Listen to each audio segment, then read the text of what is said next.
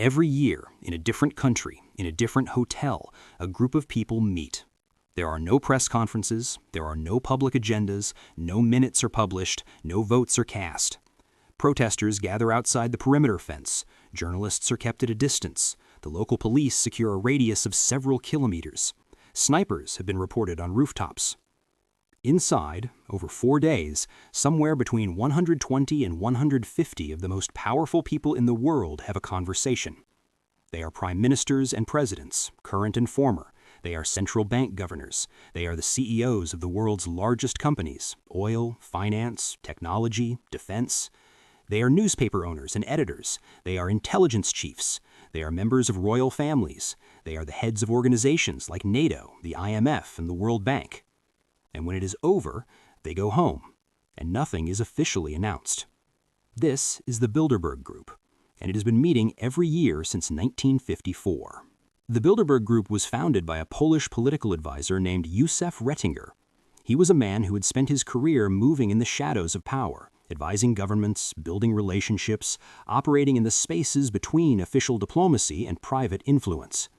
By the early 1950s, Rettinger was alarmed by two things: the growing anti-Americanism he observed in Western Europe and the rising tide of what he saw as dangerous nationalism on both sides of the Atlantic. The Cold War was hardening. Rettinger believed that without sustained contact between the people who actually ran things, the Atlantic Alliance would fracture along lines of misunderstanding and mutual suspicion. His solution was characteristically indirect. Rather than a formal institution, he proposed an informal gathering, a private meeting where European and American elites could talk openly without the constraints of official positions or press scrutiny. And he found a champion in Prince Bernhard of the Netherlands, a former Nazi Party member who had reinvented himself as a pillar of European integration and Atlantic alliance. Bernhard agreed to host and co-chair the first meeting. The first Bilderberg conference took place in May 1954 at the Hotel de Bilderberg in Oosterbeek, the Netherlands. That hotel gave the group its name. Among the early participants were figures who would go on to shape the post-war world: former CIA Director Walter Bedell Smith, future U.S. Secretary of State Dean Rusk, former British Prime Minister Anthony Eden. From the beginning, Bilderberg was a meeting of people who either held power or were about to. The format has barely changed in 70 years. Attendance is by invitation only. The guest list is compiled by a small steering committee. There are no formal resolutions, there is no voting, there is no institutional structure that issues directives. The Chatham House rule applies to all discussions. Participants may use what they hear, but may not attribute it to any named individual. The stated purpose is frank and informal exchange, the kind of conversation that cannot happen in a press conference or a formal diplomatic summit, where every word is on the record and every position is pre-negotiated. And that, supporters argue, is precisely its value. In a world where every senior politician speaks in managed soundbites and every CEO is constrained by shareholder relations and regulatory obligations, Bilderberg provides a space where the same people can think aloud, where a finance minister can explore an idea without being held to it, where a technology executive can ask a general a question they could not ask publicly, where relationships are built across sectors and countries that would otherwise never meet. This is the benign interpretation, and it is not without substance.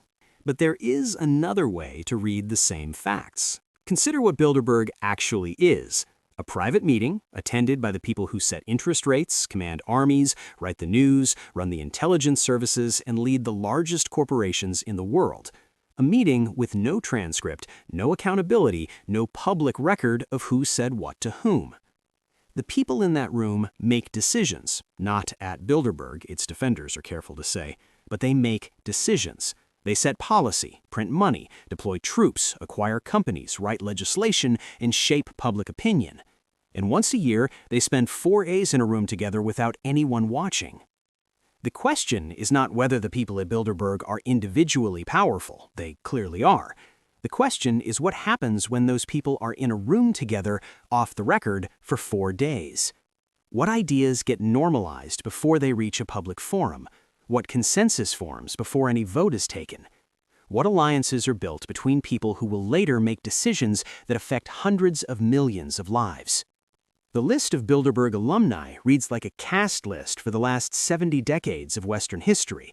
Bill Clinton attended before he became president. Tony Blair attended before he became prime minister. Angela Merkel attended. Emmanuel Macron attended. So did Mario Draghi, who went on to become president of the European Central Bank, then prime minister of Italy. Henry Kissinger has attended dozens of times and remains one of the most prominent figures associated with the group. David Rockefeller was a long-standing participant. The pattern is consistent enough to have attracted serious academic attention. Political scientist Peter Phillips documented the overlap between Bilderberg attendance and subsequent appointments to senior positions in NATO, the IMF, the World Bank, and various national governments. This does not prove that Bilderberg selects world leaders, but it does raise a question. If you could identify, years before they rose to prominence, the future leaders of the Western world by looking at a Bilderberg guest list, what exactly does that tell you about how power works in democratic societies? The funding and governance of Bilderberg has always been opaque. The steering committee is a self-selecting body with no external oversight. Costs are covered by a combination of corporate sponsorships and contributions from national delegations. The corporations that have sponsored Bilderberg meetings over the years include Goldman Sachs, BP, Shell, Deutsche Bank, and dozens of other companies whose interests are directly affected by the policy decisions of the governments represented in the room. This creates a structural question that Bilderberg has never satisfactorily answered. When a Goldman Sachs executive sits in the same room as a finance minister, off the record for 4 days, what is the nature of that relationship? Is it intellectual exchange? Is it networking? Is it lobbying? Or is it something that doesn't have a clean name in democratic theory? The European Parliament has twice passed resolutions calling for greater transparency around Bilderberg. Both times, the resolutions were ignored. The media dimension of Bilderberg is perhaps the most striking. Among the regular attendees are newspaper proprietors and editors, television executives, and the heads of major media organizations. The New York Times, the Washington Post, the Financial Times, the Economist, their senior representatives have all sat in the Bilderberg room. The same outlets that have largely ignored or marginalized coverage of Bilderberg are the ones whose editors attend it. This is not necessarily sinister. Journalists who attend may genuinely believe in the value of the exchange and see no conflict of interest in the relationship.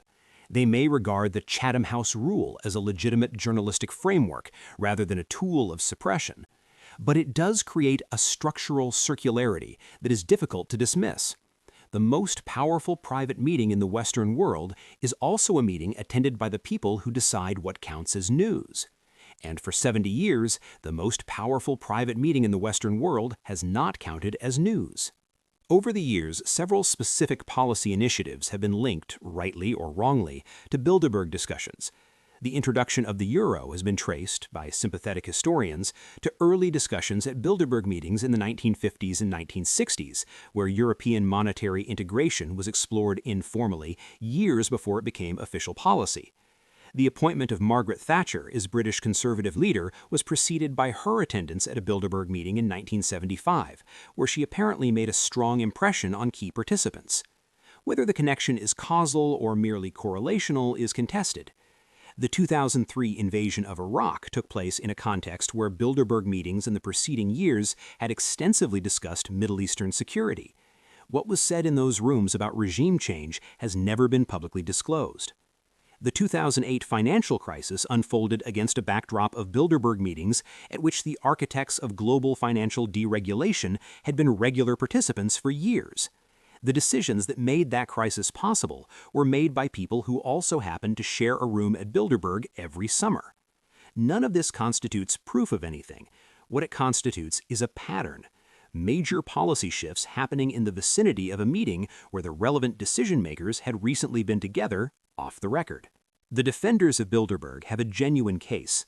The alternative to informal networks of elite communication, they argue, is not a more democratic world.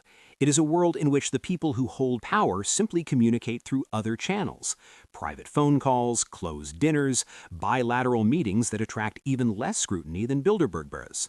At least Bilderberg publishes its participant list.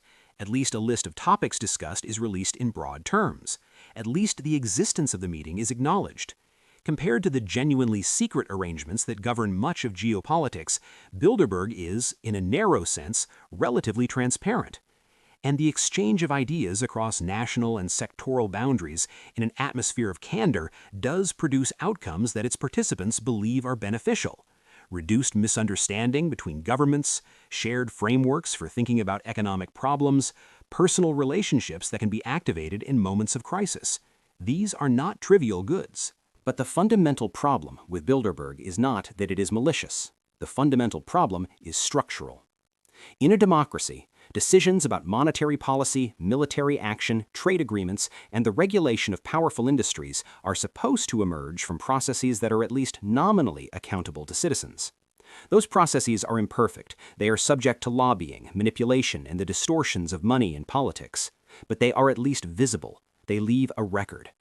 Bilderberg leaves no record. When the governor of a central bank and the CEO of the world's largest investment bank spend 4 days in conversation and neither the content nor the outcome of that conversation is ever disclosed, something has happened that affects the lives of millions of people, and those people have no way to know what it was. This is not a conspiracy. It does not require one. It requires only the observation that power concentrated in a room operating without accountability is power that cannot be checked. And power that cannot be checked does not need to be malicious to cause harm. It simply needs to be unobserved and consistent, and year after year, it is both.